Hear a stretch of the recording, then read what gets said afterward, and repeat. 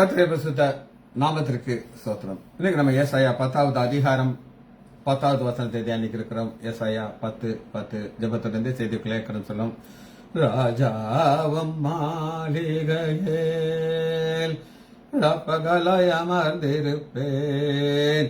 இயேசு ராஜாவம் மாளிகையில் ரப்பகலாய் அமர்ந்திருப்பேன். துதித்து மகிழ்ந்திருப்பேன். துயரா மறந்திருப்பேன். உம்மை துதித்து மகிழ்ந்திருப்பேன். எல்லா துயரா மறந்திருப்பேன். ஆராதனை ஆராதனை அப்பா அப்பா உங்களுக்குத்தான். ஆராதனை ஆராதனை அப்பா அப்பா உங்களுக்குத்தான். என் பலனே என் கோட்டையே ஆராதனை உமக்கே. என் பலனே என் கோட்டையே ஆராதனை உமக்கே. மறைவிடமே உறைவிடமே ஆராதனை உமக்கே. மறைவிடமே யான் உறைவிடமே ஆராதனை உமக்கே. உராரரா உபாரரா உபரபரா ரிகரகரா எங்கும் நிறைந்த யெகோவாயெலேகிம் ஆராதனை உமக்கே. எங்கும் நிறைந்த யெகோவாயெலேகிம் ஆராதனை உமக்கே. எங்கள் நீதியே யெகோவா சிட்டேகனு ஆராதனை உமக்கே. எங்கள் நீதியே யெகோவா சிட்டேகனு ஆராதனை உமக்கே. உராரரா உபாரரா உபரபரா ரிகரகரா பரிசுத்தமாக்கம் யெகோவா மெகாதிஷ் ஆராதனை உமக்கே. பரிசுத்தமாக்கம் யெகோவா மெகாதிஷ் ஆராதனை உமக்கே. உருவாக்கும் தெய்வம் யெகோவா உசேனு ஆராதனை உமக்கே. உருவாக்கும் தெய்வம் யெகோவா உசேனு ஆராதனை உமக்கே. உராரரா உபாரரா உபரபரா ரிகரகரா சீர்படுத்தாம் சீசிகரே ஆராதனை உமக்கே. சீர்படுத்தாம் சீசிகரே ஆராதனை உமக்கே. ஸ்திரப்படுத்தாம் துணையாளரே ஆராதனை உமக்கே. ஸ்திரப்படுத்தாம் துணையாளரே ஆராதனை உமக்கே. உராரரா உபாரரா உபரபரா ரிகரகரா உன்னதரே உயர்ந்தவரே ஆராதனை உமக்கே. உன்னதரே உயர்ந்தவரே ஆராதனை உமக்கே. பரிகாரியே பலியானீரே ஆராதனை உமக்கே. பரிகாரியே பலியானீரே ஆராதனை உமக்கே. ஒப்பாரரா ரிபாரரா திகரகரா திவனகரா தாழ்மையிலே நினைத்தவரே ஆராதனை உமக்கே. ஏழ்மையையே மாற்றினரே ஆராதனை உமக்கே. இயேசுவின் நாமத்தினாலே ஜெபங்கள் பிதாவே ஆமென். கர்த்தருடைய பரிசுத்த நாமத்திற்கு ஸ்தோத்திரம். Leela praise Lord, Mariyal praise Lord, Kavitha sister praise Lord, Nagarathnam Ammal praise Lord, Daniel Rajesh praise Lord. கர்த்தர் நல்லவர். ஏசாயா 10வது அதிகாரம் 10வது வசனத்தை தியானிக்க இருக்கிறோம். எருசலேமையும் சமாரியாவையும் பார்க்கிலும் ஒரு கம்பேரிட்டிவ். விசேஷித்த சிலைகள் உள்ள விக்கிரக ராஜ்யங்கள் என் கை கண்டுபிடிக்க. விக்கிரகத்தின் ராஜ்யத்தை ஆளுடைய கை கண்டுபிடிக்கலாம். இதான் நம்ம பார்க்கணும். ஃபர்ஸ்ட் நம்ம பார்க்கறது ராஜ்யம், கிங்டம், விக்கிரக ராஜ்யம். தேவ ராஜ்யம்ங்கிறது ஆண்டவர் வச்சிருக்கிறார். பரலோக ராஜ்யம் இருக்குது, குமாரனுடைய ராஜ்யம் இருக்குது. ஆனா இது என்னன்னு பாத்தீங்கன்னா விக்கிரகத்தின் ராஜ்யம். ராஜ்யத்திற்கு கிங்டம், கிங்டம்க்கு மேக்யூட், மேக்யூட் கிங்டம், மால்க்யூட், MALKUQ, அந்த யூ வந்து மேல வாசி, மால்க்யூட், QU மேல இருக்கு, கியூட், மால்க்யூட் கிங்டம். இதுக்கு என்னன்னா ஆளுகை. ஒரு தேசம் இருக்கு, அந்த தேசத்துக்கு ஒரு எல்கை இருக்கும், அந்த தேசத்தின் எல்கைக்குள்ள ஒரு ஆளி இருக்கும். ஆனா அநேக நேரங்கள் வந்து பாத்தீங்கன்னா ஒரு மனிதன் இருப்பான், அந்த மனிதன்கிட்ட அவங்க வந்து ஆளுகையே வச்சிருப்பாங்க. அது விக்கிரகத்தினுடைய ஆவி அந்த ஆள் மேல இருக்கும். அதுதான் கிங்டம் அப்படின்னு பாக்குறோம். சரி, என்னாகமம் எடுத்துக்கொள்ளுங்க.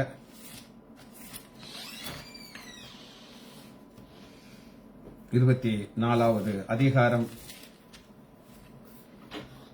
7வது வசனம். இஸ்ரவேலை ஆசீர்வதிப்பதே கர்த்தருக்கு பிரியமுள்ள. அந்த ஆசீர்வாதத்துல நம்ம எப்படி பார்க்கணும் அப்படின்னு கேட்டீங்கன்னா 7வது வசனம்.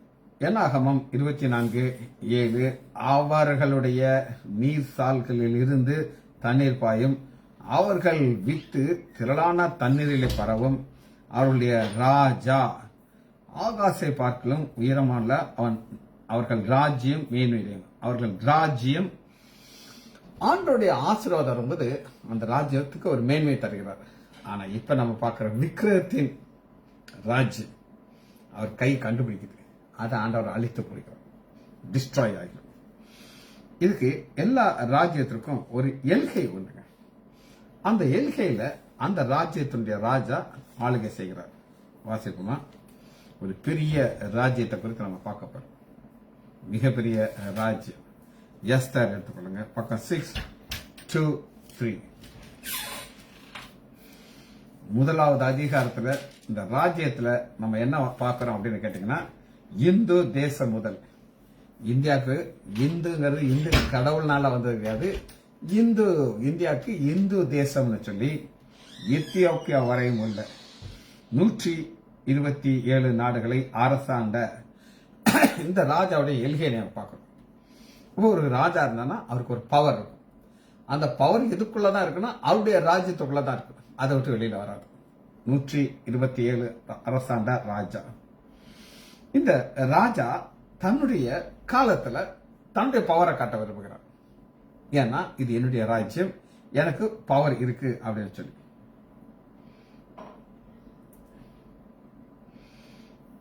இதுல ஒரு ஸ்பெஷல் டிவைன் பவர் நம்ம பார்க்கிறோம். 2வது அதிகாரம் 16. எஸ்தர் 2:14. அப்படியே எஸ்தர் ராஜாவாகிய அகஸ்வரிய ராஜா 7ஆம் வருஷத்திலே 10ஆம் மாதத்திலே ராஜாவின் அரண்மனைக்குள் அழைத்து கொண்டு போகப்பட்டாள்.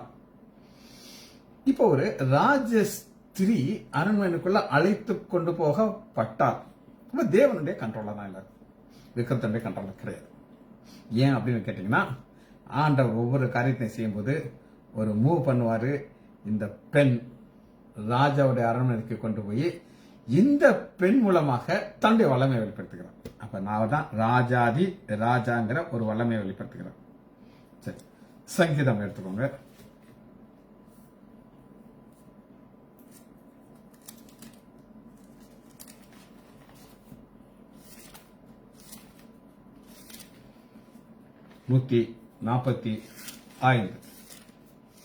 சங்கீதம் 145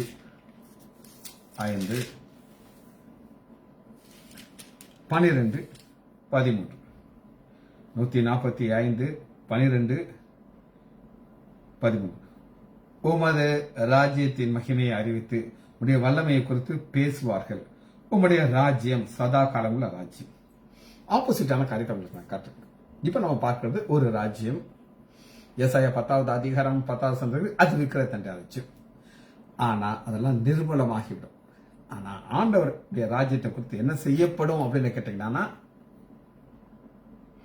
உங்களுடைய ராஜ்யத்தையும் மகிமையை அறிவித்து இந்த ராஜ்யத்துக்குள்ள என்ன இருக்குன்னா நித்தியம் இருக்கு. பரலோக ராஜ்யம் சமீபமாக இருக்கிறது. மனம் திரும்புங்கள், பரலோக ராஜ்யம் சமீபம். அந்த ஒரு கண்டிஷன் போட்டுக்கிறார். மனம் திரும்பினா நீங்க எங்க வந்துடலாம்? மால்கூட்க்கு வந்துடலாம். மால்கூட் ராஜ்யம். இதுல இன்னொரு வார்த்தை இருக்குது, அது மேம் லக்காஷ். மேம் லக்காஷ் பாருங்க, பி போட்டுருக்கு. Ma'am MAM ma'am LA ma'am லக்காஷ். அதே லக்காஷ் தான், அதுல பிரச்சனை கிடையாது. அதுல மேம்ங்கிற ஒன்னா சேர்த்துருக்காங்க. மேம் லக்காஷ் இது என்ன அப்படின்னு நம்ம பார்ப்போம். மேம் லக்காஷ் அப்படின்னா என்ன அர்த்தம்னா, ஆதியாகமம் 10வது அதிகாரம் 10வது வசனத்துல பார்க்கலாம். ஆதியாகமம் 10:10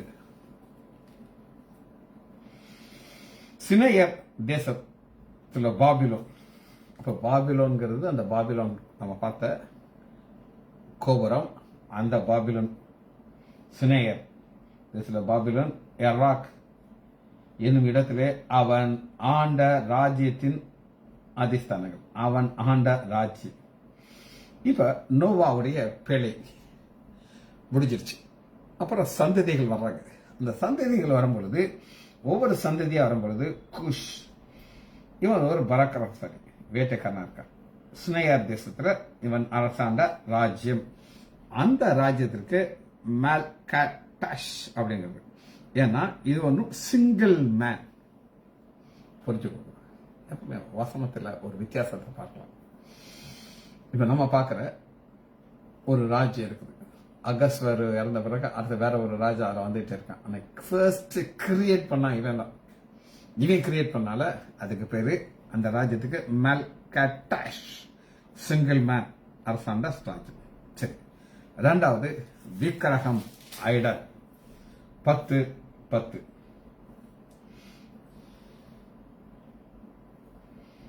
ஐடல். ஐடலுக்கு ட்ராபிம். ட்ராபிம் ஐடல் விக்கிரகம். ட்ராபிம் TRAPIM. அதுக்கு கீழே இன்னொரு வார்த்தை அதையும் எழுதிக்கோங்க. ட்ரப்பி. ட்ரப்பிங்கிறது என்ன நம்ம பார்ப்போம், அது ஆவி. ஆனா விக்கிரகத்திற்கு ட்ரா ஏ மேல போடுங்க. ட்ராபேம் PIM. பிம் கிடையாது. ட்ராபேம். TRAPIM. ட்ராபேம் விக்கிரகம். ஆதியாகமம் 31வது அதிகாரம். ஒவ்வொரு குடும்பத்திற்கும் ஒரு விக்கிரகத்தை வச்சிருப்பாங்க. ராகேல் 31வது அதிகாரம் 19வது வசனம். ஆதியாகமம் 31:19. லாபான் தன் ஆடுகளை மயிர் கத்திரிக்க போயிருந்தாங்க. இது எக்ஸ்ட்ரா பணம் கிடைக்குது. ஆடு அவங்களுக்கு பால் கிடைக்கும், அதை விற்கலாம். ஆனால் அந்த மயிர் கத்திரிக்கிறது என்னன்னா, அந்த ஒரு பர்டிகுலர் டைம் முடிய வெட்டிட்டு ஏகப்பட்ட பணம் கிடைக்கும். நுக்கூட் அப்படின்னு ஒரு ஆடு, மோஸ்ட் பியூட்டிஃபுல் ஆடு. அந்த கம்பளத்திற்கு அது யூஸ் பண்ணுவாங்க. அந்த மாதிரி ஆடை அவங்க வந்து முடியை வெட்டிட்டு திரும்ப கொண்டு வந்துருவாங்க. அந்த முடியை வாங்குறதுக்கு ஆள் நிறைய இருப்பாங்க. வரதுக்குள்ள ஒரு சம்பவம் நடக்குது. அந்த சமயத்திலே ராகேல் தன் தகப்பனுடைய ரூபங்களை திருடி கொண்டான். தகப்பனுடைய ட்ராபீம். இந்த ட்ராபீமுக்கு பின்னாடி என்ன இருக்கு அப்படின்னு கேட்டீங்கன்னா, ட்ராபி இருக்கு, ஸ்பிரிட் அல்லது டீமன். சாம் ஜபோத்ரை இத சொல்லாத இடம் கிடையாது. விக்கிரகத்தை நீங்க வணக்கம் போட்டீங்கன்னா அந்த கும்பிடுறது பின்னாடி இருக்கிற பிசாசு அதை எடுத்துக்கிட்டோம். அது என்ன விக்கிரமா இருந்தாலும் ரைட். கத்தோலிக்க கோயில இருக்கிற விக்கிரமா இருந்தாலும் சரி, விக்கிரகம் தான். அது கத்தோலிக்க மக்கள் இருக்குன்னா அது வந்து ஸ்பெஷல் கிடையாது. மரியாள் பின்னாடியும் ஒரு விக்கிரகம் இருக்கும். அந்த ஆவி, அந்த ட்ரிப்பி ஸ்பிரிட் அதை ஏற்றுக்கணும். ரொம்ப ஸ்பெசிஃபிக்கா அதை சொல்லுவார். இது ஃபால்ஸ் காட். ஃபால்ஸ் காட்னா கடவுள்னு சொல்லி மக்கள் அவங்க நம்புறாங்க. ஆனா அது உண்மையான கடவுள் கிடையாது. வாசிப்போம். 1 ராஜாக்கள் 11வது அதிகாரம் 5வது வசனம். 1 ராஜாக்கள் 11:5. சாலமோன் ஞானி, அவருடைய ஞானத்தை பீட் பண்ண ஒண்ணு கிடையாது. ஆனா சாலமோன் சீத்தீரியன் தேவி அஸ்தரோக் அம்மோனுடைய அருவருப்பை பின்பற்றினான். எல்லாத்திலையும் கொண்டு அந்த விக்கிரத்தை கொண்டு வச்சுட்டான். 7 வசனம் பாருங்க. அப்பொழுது சாலமோன் எருசலேமுக்கு எதிரான மலையிலே மோவாபின் அருவருப்பாகிய காமோசுக்கும் அம்மோனின் புத்திர அருவருக்கும் மோலாக்கை கட்டினான், மேடை கட்டினான். இதெல்லாமே ஆவி. இந்த ஆவி இவன் ஒன்னு ஆரம்பிச்சுக்கானா கதையை முடிச்சிருச்சு. ஆண்டவர் 2 தடவை தரிசனம் கொடுத்தாலும் அந்த ஆவி அவனை அந்த ட்ரிப்பையும் அவனை விடவே இல்லை. நியாயாதிபதிகள் 17வது அதிகாரம்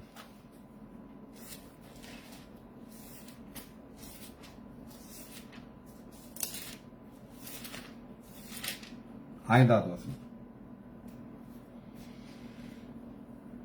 மீகா சுவாமிக்கு அறையில வீடு கட்டி அங்கே ஒரு ஏபோத்தையும் சொருமகளை உண்டு பண்ணினான்.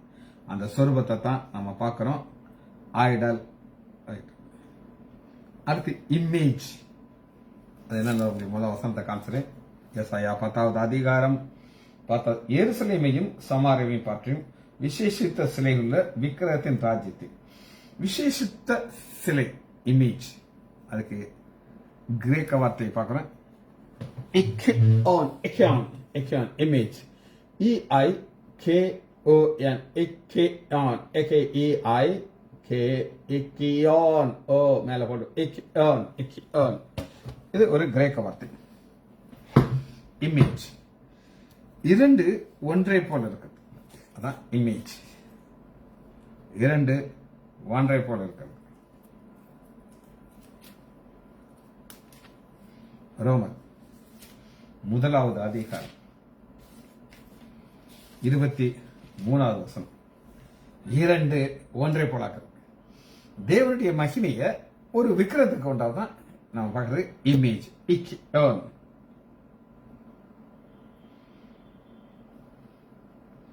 அழிவில்லாத தேவனுடைய மகிமையை அழிவுள்ள மிருகங்களுக்கும் மனுஷர்களுக்கும் பறவைகளுக்கும் ரூபங்களுக்கு ஒப்பாக மாற்றுகிறார்கள். ரூபம், அதைத்தான் நம்ம இமேஜ். ஆண்டோடைய இதுதான் கீழ்த்தரமான ஒரு காரியம். இந்த இமேஜ் ஒரு நாள் என்ன செய்ய போகுதுன்னா அது பேச போகுது, வெளிப்படுத்துது. 13வது அதிகாரம் 15வது வசனம். மேலும் அமிருகத்தின் சுரூபம் இமேஜ் இக்கியோன் பேசத்தக்கதாக. அதுக்கு பேசுறதுக்கு ஒரு பவர் கிடைக்கும். இது வெளிப்படுத்துதல்ல நம்ம பார்க்கிற காரியம். இதுல இன்னொரு காரியம் உங்களுக்கு காட்டுறேன். 1 கொரிந்தியர் 15வது அதிகாரம் 49. 15:49. மேலும் மன்னானுடைய சாயல் நாம் அணிந்துக்கிறதுல வானுடைய சாயல். இது நமக்கு விக்கிரகத்தின் கிடையாது, ஆண்டுடைய சாயலை நமக்கு கொடுக்க போகிறது. இந்த சாயல் அவர் நமக்கு கொடுக்க போகிற ஒரு காரியம். இது பல முறை நம்ம தியானிச்சிருக்கிறோம். எனக்கு ரொம்ப பிடித்த ஒரு வசனம் சாயல். இந்த வசனத்தை சொல்லலைன்னா மெசேஜ் இன்கம்ப்ளீட். 1 யோவான் 3வது அதிகாரம் 2வது வசனம். பிரியமானவர்களே, இப்பொழுது தேவனுடைய பிள்ளைகளா இருக்கணும், இனிய வீதமா இருக்கணும். அவர் வெளிப்படும் பொழுது அவர் இருக்கிற வண்ணமாக இமேஜ் எப்படி இருப்பாரோ அதுபோல நாம் அவரை தரிசிக்க போகிறோம். சரி, லாங்குவேஜ் பார்த்தாச்சு. நம்ம வாசனத்துக்குள்ள வருகிறோம்.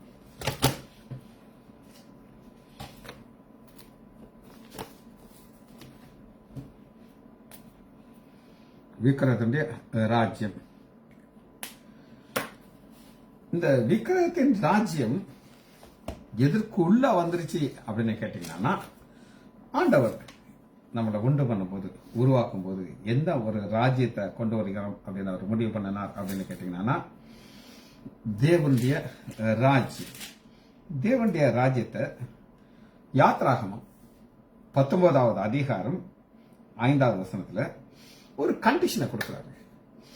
வேதம் முழுவதும் கண்டிஷனால் நிரப்பப்பட்டது. வாசிப்போமா?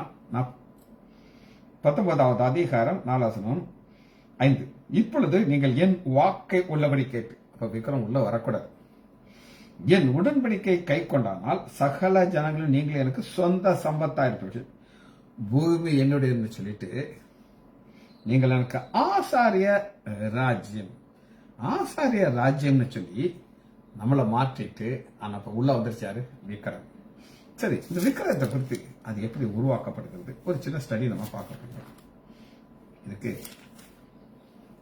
ஒரு அதிகாரம், எசாயா 44வது அதிகாரம், ஃபர்ஸ்ட் 9வது வசனத்தை நான் உங்களுக்கு வாசிக்கிறேன்.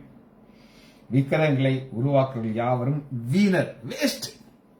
இப்ப இன்னைக்கு நம்ம ஒரு ஊழியத்தை செய்யணும், லாங்குவேஜை கத்துக்கிறோம். இது எந்த அளவுக்கு பிரயோஜனமா இருக்குன்னு எனக்கு தெரியாது, ஆனா அதனுடைய ஒரு ஆழங்களை நம்ம பார்க்க போறோம். இது எனக்கு ஒரு சந்தோஷத்தை கொடுக்குது, எனக்கு ஒரு ஆசிரியத்தை கொடுக்குது, அவருடைய பார்வைக்கு இது பிரியமா இருக்குது. ஆனா வீணர், வேஸ்ட். அவர்கள் இச்சிக்கப்பட்ட ஒன்றும் உதவாது. அதாவது அவங்க என்னென்ன ட்ரை பண்றாங்களோ எல்லாம் வேஸ்ட். அவர்கள் ஒன்றும் காணாமலும் ஒன்றும் அறியாமலும் இருக்குது. தங்களுக்கு வெட்கம் உண்டாக்க அவர்களை தங்களுக்கு சாட்சம். ஃபுல்லா நான் உங்களுக்கு வாசிக்க முடியாது, நான் சொல்றேன். ஒரு மரத்தை எடுக்கிறேன், பாதி வெட்டி அதை சுரூபத்தை உண்டு பண்ண, அதை வணக்கம் போடுறேன், மீதிய அடுப்பை வச்சு எரிக்கிறேன், குளிர் காய்ச்சிட்டு அந்த விக்கிரத்தை பார்த்து என்னைய ரட்சியும். இதுதான் இங்க இருக்குது, நீங்க வாசி பார்த்துக்கோங்க.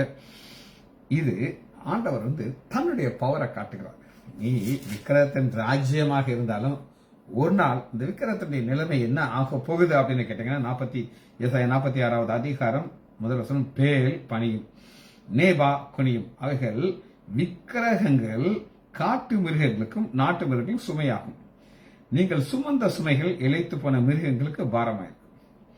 அவைகள் ஏகமாக குனிந்து பணியும், சுமைகள் தப்ப வைக்கவன், அவைகள் தாமே சிறைப்பட்டு போகும். இது நான் உங்களுக்கு விளக்கம் சொல்லியிருக்கேன், திரும்ப நான் சொல்றேன். உலக யுத்தம், 2வது யுத்தம் முடிக்குது. பிரிட்டிஷர்ஸ் இங்கிலாந்து ஜெயிக்குது. ஜெயிச்சுட்டு இந்த சிலைகளை எல்லாம் பார்க்கறாங்க. இந்த பேல் நேபாங்கிற சிலையெல்லாம் ஒரு 150 அடி 200 அடி உயரத்துக்குள்ள சிலைகள் உயரமா நிப்பாட்டி வச்சிருக்காங்க. இவங்க பார்த்தாங்க, ஆனா என்ன அழகா இருக்குது, இதை நம்ம இங்கிலாந்து தேசத்துக்கு இதை கொண்டு போய் அங்க மியூசியத்தில் தூக்கி வைக்கணும்னு முடிவு விட்டாங்க. ஏன்னா ஜெயிச்சாச்சு, அங்கிருந்து எதை தூக்கிட்டு போனாலும் யாரும் கேட்க முடியாது. இது எப்படி டிரான்ஸ்போர்ட் பண்றது? அவங்க ஸ்பெஷல் மாட்டு வண்டி செஞ்சாங்க. அதாவது நம்ம இதில் ஒரு மாட்டு வண்டினா நீளமா இருக்கும், 2 சக்கரம் இருக்கும், நடுவில் மாடு இருக்கும். ஆனா இவங்க என்ன செய்றாங்கன்னா லாங் ஒரு அப்படியே போய் கட்ட சிவரை பிரிக்க ஒரு எந்த லென்த் வேணுமோ செஞ்சாச்சு மாட்டு வண்டி. அதுல தூக்கி வச்சுட்டாங்க. இது ஒரு நீளமா உயரமா இருந்தது, இப்ப படுத்துருச்சு. அது யாருக்கு சுமையா மாறுது அப்படின்னு கேட்டீங்கன்னா அவைகள் மிருகங்களுக்கு பாரமாயிருக்கும், அவைகள் ஏகமாக குனிந்து பணியும். நான் அழகா, நீ விக்கிரகத்தின் ராஜ்யம் வச்சிருக்கல, உன்னைய நான் சிறைப்பிடித்து என்னுடைய இங்கிலாந்து தேசத்துல கொண்டு போய் இன்னைக்கும் அந்த மியூசியத்துல அது உட்கார்ந்துட்டு இருக்கு. சரி, இது என்ன அப்படின்னு நீங்க கேட்டீங்கன்னா இவைகள் சங்கீதம்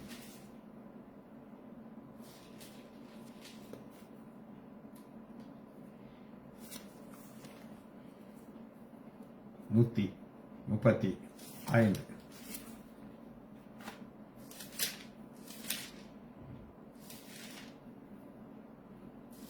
15. அஞ்ஞானிகளுடைய விக்கிரகங்கள் வெள்ளியும் பொண்ணும் மனுஷருடைய கை வேலையுமா இருக்கு. அதுக்கு வாய் இருந்தாலும் பேசாது, கண் இருந்தாலும் காணாது, காது இருந்தாலும் கேட்காது, மூச்சு வாய் இருக்குது, மூக்கு இருக்குது, சுவாசம் இருக்காது. வேஸ்ட். இப்ப நம்ம ஒரு காரியத்தை ஃபுல்லா நம்ம செய்யணும், செஞ்சு ஃபைனலா கொஞ்சம் உப்பு கூடி போச்சு, கெட்டு போச்சு, வேஸ்ட். பார்த்தீங்களா, நம்ம எஃபர்ட் எல்லாம் வேஸ்ட் ஆகும். அதுபோல இந்த மாதிரி வேஸ்ட் ஆகணும்னு சொல்லி சொல்றாரு. அதுக்கு ஒரு ஸ்பெஷல் ஆவி அதுக்கு உண்டு. அப்ப அந்த சொரூபத்துல எப்படி இருக்கும் அப்படின்னு கேட்டீங்கன்னா நம்ம ஏற்கனவே பார்த்தது, திரும்ப அதை பார்க்கணும். நியாயாதிபதிகள் எடுத்துக்கோங்க, 17வது அதிகாரம்,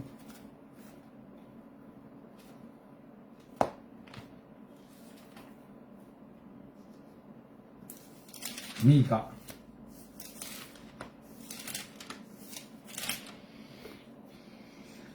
எப்ராயிம் மலை தேசத்திலே மீகா என்னும் பேருள்ள ஒரு மனுஷன் இருந்தான். எப்ராயிம் மலை தேசம்.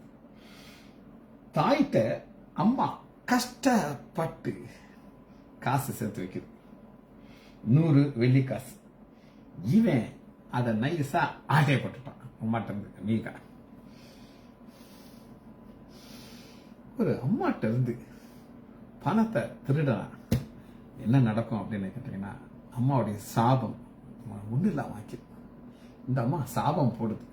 சாபம் போட்ட உடனே நைஸா எம்மா இதானா இதுன்னு சொல்லி அப்ப 1100 வெள்ளி காசை தன் தாயிடத்தில் திரும்ப கொடுத்தான். அவள் வெட்டப்பட்ட சொரூபத்தையும் வார்க்கப்பட்ட விக்கிரத்தையும் உண்டு பண்ண நான் என் கையிலிருந்து இந்த வெள்ளி காசை என் மகனுக்கு கர்த்தருக்கென்று நியமித்தேன். அதாவதுங்க இந்த வெள்ளி பூச்சி அப்படின்னு இருக்கு. இந்த வெள்ளி பூச்சி என்ன செய்யும்னா, நான் ஆண்டவருக்காக செய்றேன். ஆனா உள்ள பண்றது எல்லாம் கேவலமா. நம்ம இப்ப அதுக்குள்ள நம்ம போறதில்ல. இதுதான் உண்மை. சரி, இந்த விக்கிரகத்தை கூட வச்சிருந்தா ஆசீர்வாதம் வருமா மரணம் வருமா? மரணம். வாசிப்போமா? ஆதியாகமம் 31வது அதிகாரம் 32வது.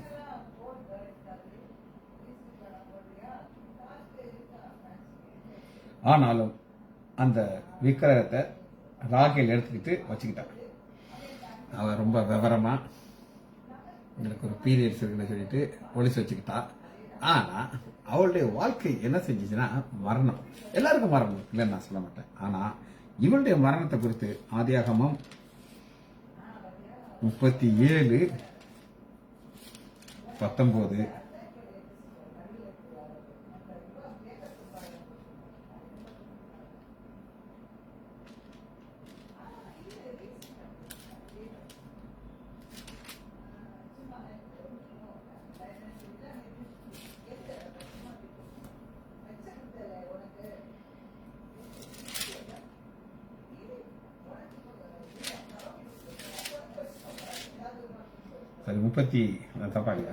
அதிகாரம் 19. ராகேல் மரித்து பெத்லேகம் என்னும் எப்ராத்து ஊரிலே போகிற வழியிலே அடக்கம் பண்ணப்பட்டார்.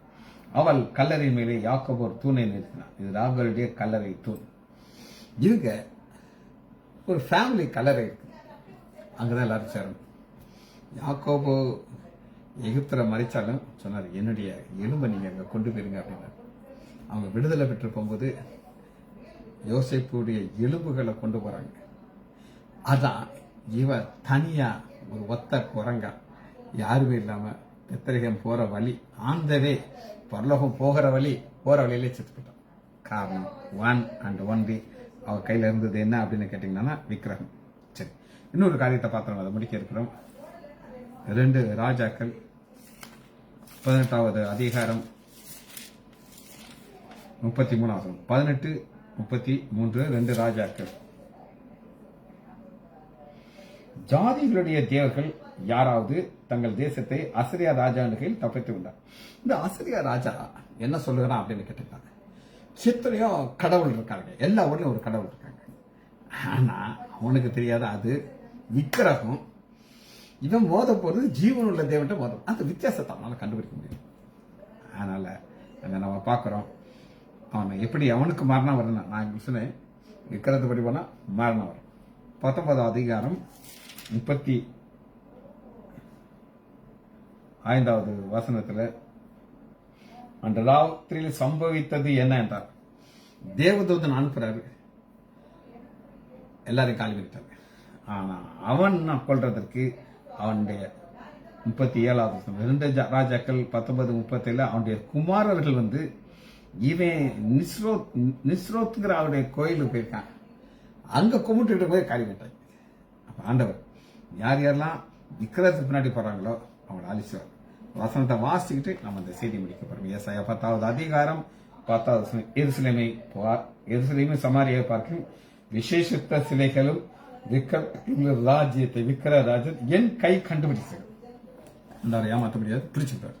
ஜெபிச்சபடி மகா இரக்கமும் கரைவேமுள்ள பிதாவே நம்மை துதிக்கிறோம் ஐயா. நன்றி உள்ள இருதயத்தோடு நம்முடைய திருசமூகம் வருகிறோம் ஐயா. வேதத்தின் ஆழத்தை ஆவியானவர்களுக்கு போதிக்கிறதுக்காக நன்றி ராஜா. பிள்ளைகள் ஒவ்வொருவரையும் என் ஆண்டவராகிய இயேசு கிறிஸ்துவின் நாமத்தினாலே ஆசீர்வதிக்கிறேன். இயேசுவின் நாமத்தினால் ஜெபங்கள் பிதாவே. ஆமேன், ஆமேன், ஆமேன்.